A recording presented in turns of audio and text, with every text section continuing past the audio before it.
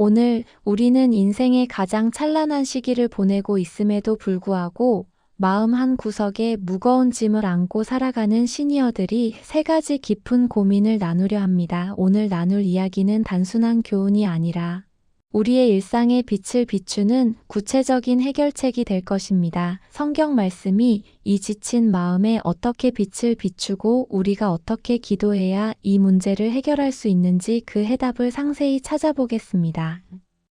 일부 디지털 고립 속에서 참된 안전을 찾는 법. 수지는 침대맡 작은 협탁 위에 놓인 검은 액정을 바라보며 숨을 멈추었다. 사기범의 목소리가 전화기를 통해 속삭이던 그 순간 정부 지원 대출이라는 달콤한 유혹과 지금이 아니면 안 된다는 절박한 압박이 그녀의 마음을 지배했고 그녀는 자신이 평생 아껴 모은 적금을 순식간에 낯선 계좌로 송금하는 돌이킬 수 없는 실수를 저질렀다. 그 액수가 수지의 노년 생활을 위한 마지막 방파제와 같았다는 사실이 그녀를 질식시켰다. 이제 수지는 그 스마트폰이 울릴 때마다 세상의 모든 비난과 손가락질이 자신을 향해 쏟아지는 것만 같아 몸을 움츠렸다. 수지는 텅 빈 아파트 거실에서 차가운 바닥에 주저앉아 자신의 그림자에게 나지막이 말을 한다. 나는 바보야. 어떻게 이런 명백한 사기에 속을 수 있었을까? 세상 물정 모르는 늙은이로 치부되겠지. 자식들 얼굴을 어떻게 보지? 그들이 나를 얼마나 한심하게 생각할까? 그녀의 마음은 엄청난 재정적 손실보다 더 무거운 형언할 수 없는 수치심과 죄책감으로 갈기갈기 찢겨 있었다. 그녀는 자신이 당한 피해 사실을 단 한 사람에게도 발설할 수 없었다. 그 침묵은 고립의 벽을 더욱 두껍게 만들었고 그녀는 도움을 요청할 수 없는 외딴 섬에 홀로 갇힌 기분이었다. 삶의 안전망이 송두리째 뽑혀나간 것 같은 절망감이 그녀의 영혼을 깊숙이 파고들었다. 아들과 딸은 매일 전화를 걸어 엄마, 핸드폰 조심해야 돼. 요즘 보이스피싱이 얼마나 많은데. 라고 조언 섞인 염려를 쏟아냈고 수지는 그들의 목소리에서 자신을 향한 미성숙한 존재로의 규정을 읽어내는 듯했다. 아들이 엄마, 내가 보내준 링크 열지 말고 이상한 전화 오면 무조건 끊으랬잖아. 라고 짜증 섞인 말투로 말할 때마다 수지는 깊은 절망감과 함께 나는 가족에게도 안전을 보장받지 못하는 짐짝이 되었구나라는 버림받음의 감정을 느꼈다. 이 외로움과 두려움은 수지를 더욱 통제 불능 상태로 몰아갔다. 그녀는 자녀들의 따뜻한 사랑을 순수한 격려로 받아들이지 못하고 오직 자신을 향한 비난과 형식적인 의무감으로 치환하며 스스로를 세상으로부터 격리시켰다. 수지는 밤마다 홀로 깨어나 이 모든 고통의 근원이 돈이 아니라 나 자신의 어리석음 때문이라고 자책했다. 그녀는 자신이 평생을 정직하게 살아왔다고 자부했지만 스마트폰이라는 디지털 세계 앞에서 무력하게 무너진 자신의 노년을 통제할 수 없다는 사실에 격렬한 분노와 절망을 느꼈다.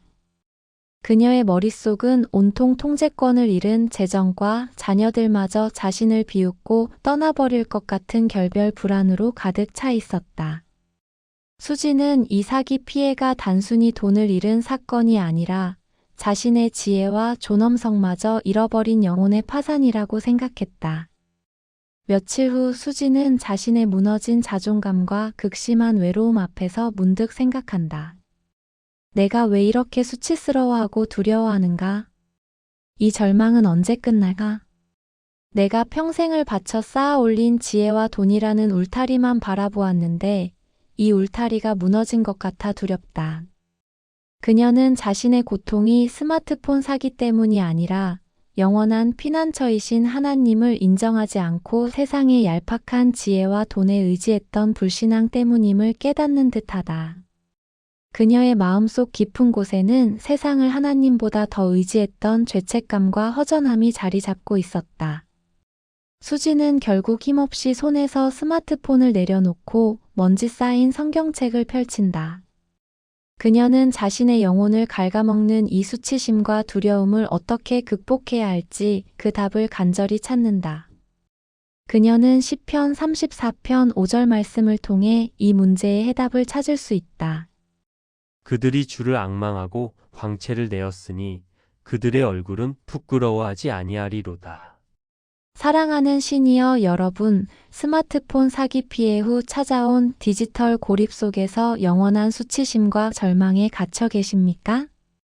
수지 여사님처럼 우리가 가장 안전하다고 믿었던 지혜와 재정을 잃었을 때 우리의 노년은 원망과 불안으로 가득 차게 됩니다. 이 말씀은 우리를 지으신 분, 곧 하나님께서 우리의 참된 안전과 구원자가 되신다는 절대적인 약속을 선포합니다. 진정한 위로와 평안은 잃어버린 돈이나 세상의 보장이라는 조건적인 의지처에서 오는 것이 아니라 영원히 변치 않는 하나님의 약속에서 옵니다. 우리는 세상의 지혜를 통해 자신의 가치를 찾으려 했지만 결국 세상의 지혜는 하나님이 주신 선물이지 우리의 영혼을 구원해줄 피난처가 아님을 깨닫게 됩니다. 시편 기자는 우리에게 하나님을 앙망하는 자는 광채를 내고 부끄러워하지 아니한다고 선포하며 우리의 무력감과 수치심을 하나님께서 영원히 변치 않는 빛으로 채워주심을 믿음의 선포로 다짐하게 합니다. 이 평안은 우리의 고립을 상처가 아닌 하나님과의 친밀함을 깊게 하는 축복의 통로로 바꾸어 줄 것입니다. 수지 여사는 이제 디지털 고립의 시간이 하나님과의 관계를 깊이 할 기회임을 깨달았습니다. 이 평안을 삶을 위해 말씀을 실생활에 적용하는 구체적인 행동 지침을 알려드립니다. 첫째, 수지 여사는 매일 아침 일어나 거울을 보며 그들이 주를 앙망하고 광채를 내었으니 그들의 얼굴은 부끄러워하지 아니하리로다라는 시편 34편 5절 말씀을 반복해서 크게 외칩니다. 이 외침이 돈과 세상을 향한 절망 호소가 아니라 하나님께 의지하는 믿음의 선언임을 다짐하며 하루를 시작합니다. 둘째, 수지 여사는 자녀들에게 전화를 걸 때 자신의 사기 피해나 수치심을 숨기려 하거나 과장하여 호소하는 대신 잃어버린 돈에 대한 정직한 사실과 함께 하나님의 위로를 구하는 겸손함만을 전하는 연습을 지속합니다. 이때 이 노력이 억지로 하는 희생이 아니라 수치심을 하나님께 맡기고 가족과의 관계를 회복하는 사랑의 실천임을 기억하며 감정적인 집착을 내려놓습니다. 특히 스마트폰이나 뉴스에 집착하는 대신 그 모든 것을 세상의 지혜로 흘려보내고 현재의 하나님과의 관계에 집중하는 훈련을 합니다. 셋째, 잠자리에 들기 전 자신을 찾아오지 않는 절망감이나 사기 피해자를 비난하는 세상의 목소리를 멀리합니다. 대신 이사야 41장 10절 말씀을 묵상하며 두려워하지 말라 내가 너와 함께함이라고 고백합니다. 이 평안의 고백으로 하루를 마무리함으로써 고독이 잠재의식 속으로 파고드는 것을 막고 하나님이 주시는 평화 속에서 깊은 쉼을 얻도록 합니다. 간절한 마음으로 기도를 함께 드리겠습니다. 같이 따라해 보세요. 저의 모든 것을 아시는 주님, 제가 스마트폰 사기 피해 후 찾아온 디지털 고립 때문에 영원한 수치심에 갇혀 있었음을 고백합니다. 제가 쌓아 올렸던 세상의 지혜와 재정이 결국 조건적인 안전망이었음을 인정하지 못했던 이기적인 마음을 용서해 주십시오. 시편 34편 5절 말씀처럼 이제 제가 이 수치심을 두려워하지 않겠습니다. 주님께서 저를 영원한 안전으로 붙드심을 믿고 제 삶을 온전히 주님께 맡기는 참된 믿음을 실천하겠습니다. 주님, 이 고독의 족쇄를 끊어주시고 제가 온전히 주님과의 친밀한 관계 속에서 영원한 동행의 기쁨을 누리게 해주세요. 이 모든 말씀 예수 그리스도의 이름으로 기도드립니다. 아멘. 2부 만성 질병 간병과 배우자를 향한 원망. 그대의 삶이 간병이라는 보이지 않는 수갑에 채워져 있음을. 정민은 남편이 만성 질병으로 쓰러진 지 7년이 되었지만 여전히 밤의 고요함 속에서 남편의 가느다란 숨소리에 신경을 곤두세우고 있었다. 시계 초침 소리보다 남편의 모니터에서 울리는 기계음이 유난히 크게 울리는 고요한 병실 혹은 집안. 정민은 그 침묵 속에서 남편의 고통과 함께 자신의 헌신이 언제 끝날지 모르는 막막함에 귀를 기울이는 듯했다. 그녀의 눈가에는 만성적인 피로가 고여 있었고 삶의 모든 계획과 희망이 간병이라는 이름 아래 증발해 버린 것만 같았다. 그녀는 자신의 헌신적인 노력을 누구에게도 인정받지 못한다고 생각했다. 매일 아침 남편의 기저귀를 갈고 영양액을 준비하며 재활을 돕는 그 모든 일상 속에서 정민은 서서히 스스로를 잃어가고 있었다. 정민이 자신의 짓눌린 영혼에게 나지막이 말을 한다. 여보, 나 정말 힘들어. 당신 없이는 못 살 것 같았는데 이제 당신 때문에 숨도 쉴 수가 없어. 왜 나만 이 짐을 져야 해? 우리 약속했잖아. 함께 행복한 노년을 보내기로. 이제 나는 고립된 섬처럼 혼자 남았어. 이 간병의 시간이 나를 통째로 집어삼키는 것 같아. 그녀는 문득 식탁 위 성경책을 발견하고 잠시 그것을 집어들었다. 하지만 그녀는 성경책을 펼치지 못했다. 그 안에 적힌 사랑과 희생의 모든 말씀들이 지금 그녀의 고통 앞에서는 그녀를 비난하는 칼날처럼 느껴졌기 때문이다.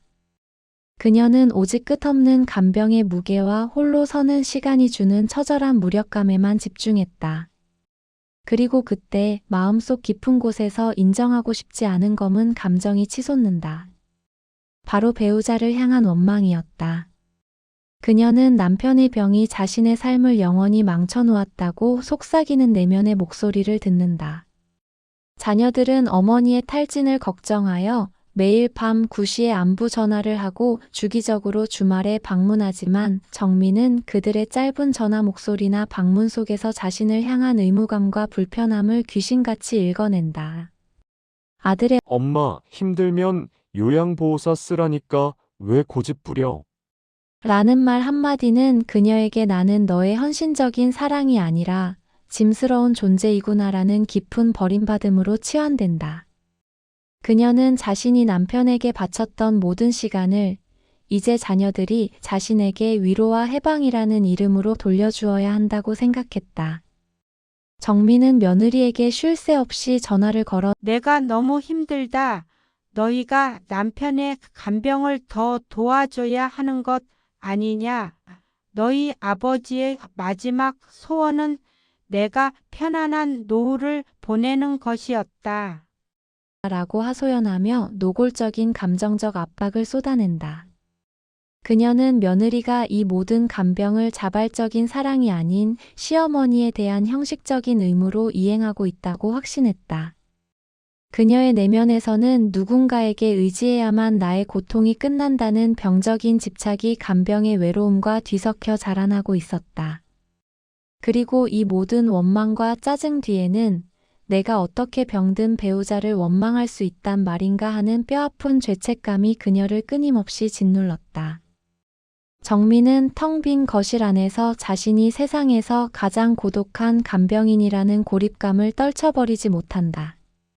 그녀의 머릿속은 온통 통제권을 잃은 자신의 노년과 남편의 병에 이어 자녀들마저 자신을 두고 떠나버릴 것 같은 결별 불안으로 가득 찬다. 간병의 짐은 그 무게 때문에, 원망은 그 죄책감 때문에 그녀의 영혼을 시들어 가게 만들었다. 며칠 후 정민은 자신이 평생을 바쳐 쌓았던 남편과의 관계와 헌신을 되돌아보며 문득 생각한다. 내가 왜 이렇게 탈진하고 원망하는가? 이 고통은 언제 끝날까? 내가 평생을 바쳐 쌓아 올린 헌신이라는 울타리만 바라보았는데 이 울타리가 무너진 것 같아 두렵다. 그녀는 자신의 원망과 탈진이 남편의 병 때문이 아니라 영원한 안식처이신 하나님뿐임을 인정하지 않고 모든 짐을 스스로 지려 했던 불신앙 때문임을 깨닫는 듯하다. 그녀의 마음속 깊은 곳에는 하나님의 능력이 아닌 스스로의 힘을 하나님보다 더 의지했던 죄책감과 허전함이 자리 잡고 있었다. 정민은 결국 힘없이 소파에 기대앉아 성경책을 펼친다. 그녀는 자신의 영혼을 갉아먹는 이 원망과 죄책감을 어떻게 극복해야 할지 그 답을 간절히 찾는다. 그녀는 마태복음 11장 28-30절 말씀을 통해 이 문제의 해답을 찾을 수 있다. 수고하고 무거운 짐진 자들아 다 내게로 오라. 내가 너희를 쉬게 하리라. 나는 마음이 온유하고 겸손하니 나의 멍에를 메고 내게 배우라. 그리하면 너희 마음이 쉼을 얻으리니 이는 내 멍에는 쉽고 내 짐은 가벼움이라 하시니라. 사랑하는 시니어 간병인 여러분, 만성 질병 간병 후 찾아온 끝없는 짐 속에서 영원한 원망과 죄책감에 갇혀 계십니까? 정민 여사님처럼 우리가 가장 의지했던 스스로의 힘과 헌신을 잃었을 때 우리의 노년은 원망과 탈진으로 가득 차게 됩니다. 이 말씀은 우리를 지으신 분, 곧 하나님께서 우리의 무거운 짐을 대신 져주시는 참된 안식처가 되신다는 절대적인 약속을 선포합니다. 진정한 위로와 평안은 간병의 상황이 끝날 때나 자녀들의 보살핌이라는 조건적인 의지처에서 오는 것이 아니라 영원히 변치 않는 하나님 아버지의 가볍고 편안한 멍에에서 옵니다. 우리는 완벽한 간병을 통해 자신의 존재 가치를 찾으려 했지만 결국 우리의 헌신은 한계를 지닌 인간의 사랑일 뿐 우리의 영혼을 쉬게 해줄 구원자가 아님을 깨닫게 됩니다. 예수님은 우리에게 간병의 무거운 짐뿐만 아니라 그 짐 때문에 발생한 원망과 죄책감이라는 영혼의 짐까지도 가져오라고 초청하십니다. 이 평안은 우리의 고통을 상처가 아닌 하나님과의 친밀함을 깊게 하는 축복의 통로로 바꾸어 줄 것입니다. 이 평안은 우리의 고통을 상처가 아닌 하나님과의 친밀함을 깊게 하는 축복의 통로로 바꾸어 줄 것입니다. 정민 여사는 이제 간병의 탈진이 하나님과의 관계를 깊이 할 기회임을 깨달았습니다. 이 평안을 삶을 위해 말씀을 실생활에 적용하는 구체적인 행동 지침을 알려드립니다. 첫째, 정민 여사는 매일 아침 일어나 거울을 보며 수고하고 무거운 짐 진 자들아 다 내게로 오라 내가 너희를 쉬게 하리라는 마태복음 11장 28절 말씀을 반복해서 크게 외칩니다. 이 외침이 간병의 고통을 향한 절망 호소가 아니라 짐을 주님께 내려놓는 믿음의 선언임을 다짐하며 하루를 시작합니다. 둘째, 정민 여사는 남편을 돌볼 때 자신의 희생을 인정해 달라고 호소하거나 남편의 병을 원망하는 대신 그리스도께서 나를 사랑하신 것처럼 내가 당신을 사랑합니다. 라는 고백만을 전하는 연습을 지속합니다. 이때 이 노력이 억지로 하는 희생이 아니라 원망을 하나님께 맡기고 배우자를 향한 순수한 사랑을 회복하는 용서의 실천임을 기억하며 감정적인 집착을 내려놓습니다. 특히 간병을 끝나지 않는 감옥이라고 생각하는 대신 매 순간을 주님과 동행하며 쉼을 얻는 시간으로 재해석하는 훈련을 합니다. 셋째, 잠자리에 들기 전 자신이 완벽한 간병인이 되지 못했다는 죄책감이나 남편의 병을 원망하는 마음을 멀리합니다.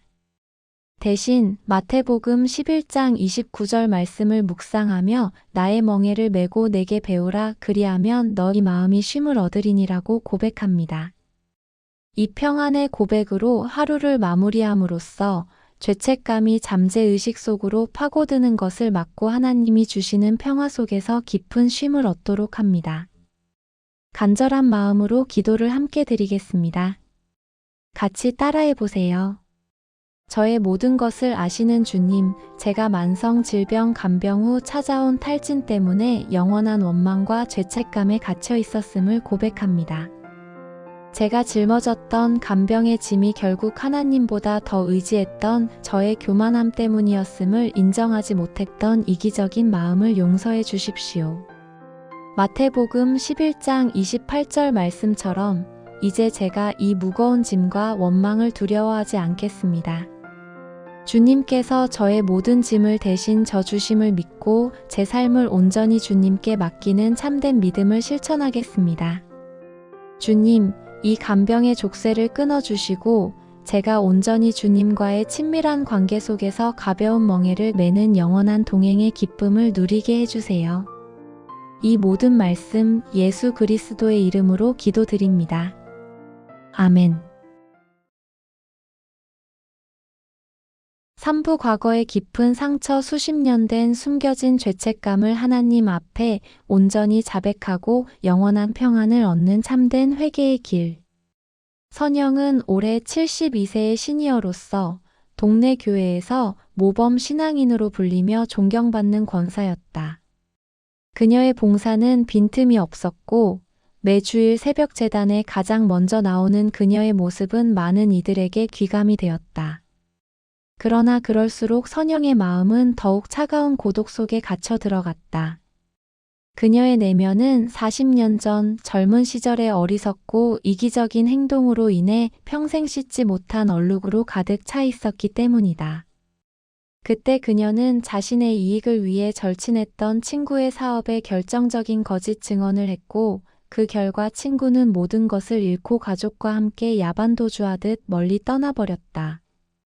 그 친구의 불행이 오롯이 자신의 잘못된 증언 때문이라는 사실이 그녀가 쌓아 올린 모든 신앙생활의 밑바닥에 끊임없이 균열을 일으키고 있었다. 시계 초침 소리가 유난히 크게 울리는 고요한 밤, 선영은 거실 소파에 앉아 자신이 받은 올해의 봉사상 트로피를 물끄러미 바라보았다. 그 빛나는 트로피는 그녀를 위로하는 대신 오히려 그녀의 위선적인 삶을 비웃는 듯했다. 그녀의 눈가에는 마르지 않는 눈물이 고여 있었고 삶의 모든 헌신이 결국 숨겨진 죄책감을 덮으려는 형식적인 노력에 불과했던 것만 같았다.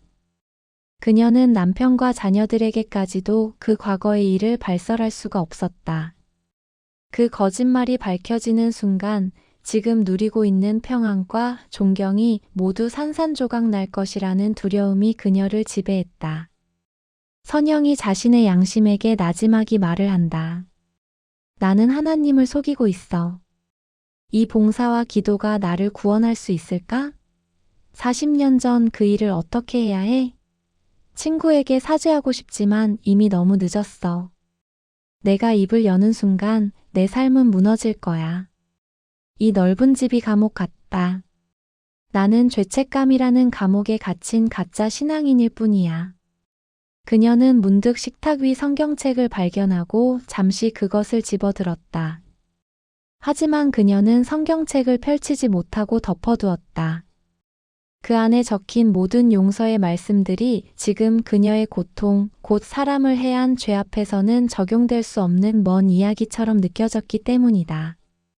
그녀는 오직 수십 년간 묵혀온 죄책감의 무게와 하나님의 심판이 주는 처절한 공포에만 집중했다.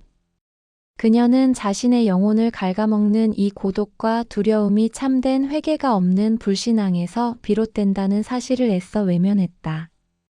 그녀는 그 죄책감의 무게를 자신의 헌신과 봉사로 상쇄할 수 있다고 착각했고 이는 또 다른 종류의 교만이었다. 자녀들은 어머니의 신앙심을 자랑스럽게 생각하며 매일 엄마는 정말 존경스러워요. 저희도 엄마처럼 살아야 할 텐데 라는 칭찬을 쏟아냈지만 선영은 그들의 따뜻한 말 속에서 자신을 향한 숭배와 기대를 읽어낸다. 딸의 엄마처럼 훌륭한 신앙인은 본 적이 없어요. 라는 말 한마디는 그녀에게 나는 너의 환상 속의 엄마일 뿐이야 라는 깊은 위선으로 치환된다. 그녀는 자신이 하나님께 바쳤던 모든 시간을 구원받을 자격이라는 이름으로 돌려받아야 한다고 생각했지만 정작 그녀의 내면은 자신이 쌓아 올린 선한 행위라는 벽 뒤에서 누군가에게 의지해야만 나의 노년이 평안하다는 병적인 집착이 죄책감과 뒤섞여 자라나고 있었다. 그녀는 남편에게도 자신의 심리적 고통을 털어놓지 못하고 오히려 그와의 대화를 피하며 스스로를 세상에서 가장 고독한 권사라는 고립감에 가두었다. 선영은 텅 빈 방 안에서 자신이 언제 폭로될지 모르는 시한폭탄을 안고 사는 듯한 불안감을 떨쳐버리지 못한다. 그녀의 머릿속은 온통 통제권을 잃은 자신의 노년과 남편에 이어 자녀들마저 자신의 죄를 알고 떠나버릴 것 같은 결별 불안으로 가득 찬다. 수십 년간 숨겨온 비밀은 그녀의 삶을 짓누르는 무거운 짐이 되어 그녀가 누려야 할 참된 평안을 가로막았다. 며칠 후 선영은 자신이 평생을 바쳐 쌓았던 신앙생활을 되돌아보며 문득 생각한다. 내가 왜 이렇게 두려워하는가? 이 죄책감은 언제 끝날까? 내가 평생을 바쳐 쌓아 올린 봉사라는 울타리만 바라보았는데 이 울타리가 무너질 것 같아 두렵다. 그녀는 자신의 고독과 두려움이 남을 해한 죄 때문이 아니라 영원한 구속자이신 하나님께 그 죄를 온전히 자백하고 맡기지 않는 불신앙 때문임을 깨닫는 듯하다. 그녀의 마음속 깊은 곳에는 죄의 문제를 헌신으로 해결하려 했던 죄책감과 허전함이 자리 잡고 있었다. 선영은 결국 힘없이 소파에 기대앉아 성경책을 펼친다. 그녀는 자신의 영혼을 갉아먹는 이 수치심과 두려움을 어떻게 극복해야 할지 그 답을 간절히 찾는다. 그녀는 이사야 1장 18절 말씀을 통해 이 문제의 해답을 찾을 수 있다. 여호와께서 말씀하시되 오라 우리가 서로 변론하자. 너희의 죄가 주홍 같을지라도 눈과 같이 희어질 것이요 진홍같이 붉을지라도 양털같이 희게 되리라. 사랑하는 시니어 여러분, 수십 년 된 숨겨진 죄책감과 위선적인 신앙 때문에 영원한 고독과 공포에 갇혀 계십니까? 선영 권사님처럼 우리가 가장 의지했던 선한 행위와 헌신을 잃었을 때 우리의 노년은 원망과 불안으로 가득 차게 됩니다. 이 말씀은 우리를 지으신 분, 곧 하나님께서 우리의 영원한 변호자이자 구속자가 되신다는 절대적인 약속을 선포합니다.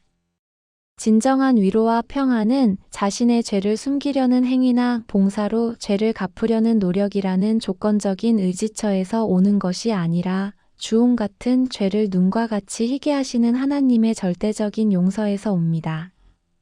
우리는 헌신을 통해 자신의 존재 가치를 찾으려 했지만 결국 우리의 노력은 하나님이 주신 선물이지 우리의 죄책감을 씻어줄 구원자가 아님을 깨닫게 됩니다. 이사야 선지자는 우리에게 오라 우리가 서로 변론하자고 초청하며 우리의 가장 깊고 추악한 죄까지도 하나님 앞에 가져오라고 요구하십니다. 이 회개의 초청은 죄책감과 고독함을 하나님께서 구속자로 붙드시고 영원한 평안이 되시겠다는 믿음의 선포로 채워주십니다. 선영의 죄가 사람을 해한 붉은 죄일지라도 하나님은 그것을 양털같이 희게 하시는 완전한 용서를 약속하십니다. 이 평안은 우리의 죄책감을 상처가 아닌 하나님과의 친밀함을 깊게 하고 시편 51편 17절 하나님께서 구하시는 제사는 상한 심령이라 참된 회개로 나아가는 축복의 통로로 바꾸어 줄 것입니다. 또한 로마서 8장 1절 말씀은 이렇게 선포합니다. 그러므로 이제 그리스도 예수 안에 있는 자에게는 결코 정죄함이 없나니. 이 말씀은 선영이 봉사나 선행으로 얻으려 했던 죄책감으로부터의 해방이 이미 예수 그리스도 안에서 완전히 이루어졌음을 선포하며 그녀를 짓누르던 과거의 족쇄를 끊어줍니다. 선영 권사는 이제 숨겨온 죄책감의 무게를 덜고 하나님과의 관계를 깊이 할 기회임을 깨달았습니다. 이 평안을 삶을 위해 말씀을 실생활에 적용하는 구체적인 행동 지침을 알려드립니다. 첫째, 선영 권사는 매일 아침 일어나 거울을 보며 너희의 죄가 주홍 같을지라도 눈과 같이 희어질 것이요라는 이사야 1장 18절 말씀을 반복해서 크게 외칩니다. 이 외침이 봉사를 향한 헌신 다짐이 아니라 하나님의 용서에 의지하는 믿음의 선언임을 다짐하며 하루를 시작합니다. 둘째, 선영 권사는 이제 친구를 향한 죄책감을 숨겨야 할 비밀로 두는 대신 온전한 자백과 사죄라는 구체적인 행동을 실행합니다. 만약 친구를 직접 찾을 수 없다면 매일 친구와 그 가족을 위한 간절한 축복 기도를 지속합니다. 이때 이 노력이 죄를 갚으려는 억지 노력이 아니라 죄책감을 하나님께 맡기고 그 친구의 아픔까지도 그리스도의 사랑으로 품으려는 사랑의 실천임을 기억하며 감정적인 집착을 내려놓습니다. 셋째, 잠자리에 들기 전 자신이 완벽하지 못했다는 죄책감이나 숨겨진 과거가 드러날까 두려워하는 마음을 멀리합니다. 대신 로마서 8장 1절 말씀을 묵상하며 그리스도 예수 안에 있는 자에게는 결코 정죄함이 없나니라고 고백합니다. 이 평안의 고백으로 하루를 마무리함으로써 과거의 죄책감이 잠재의식 속으로 파고드는 것을 막고 하나님이 주시는 평화 속에서 깊은 쉼을 얻도록 합니다. 간절한 마음으로 기도를 함께 드리겠습니다.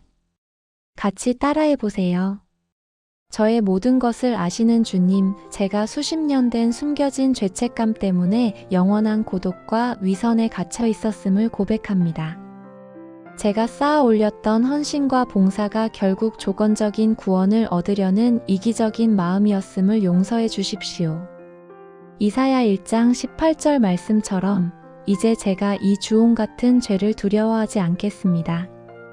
주님께서 저를 영원한 구속자로 붙드심을 믿고 제 삶을 온전히 주님께 자백하고 맡기는 참된 믿음을 실천하겠습니다.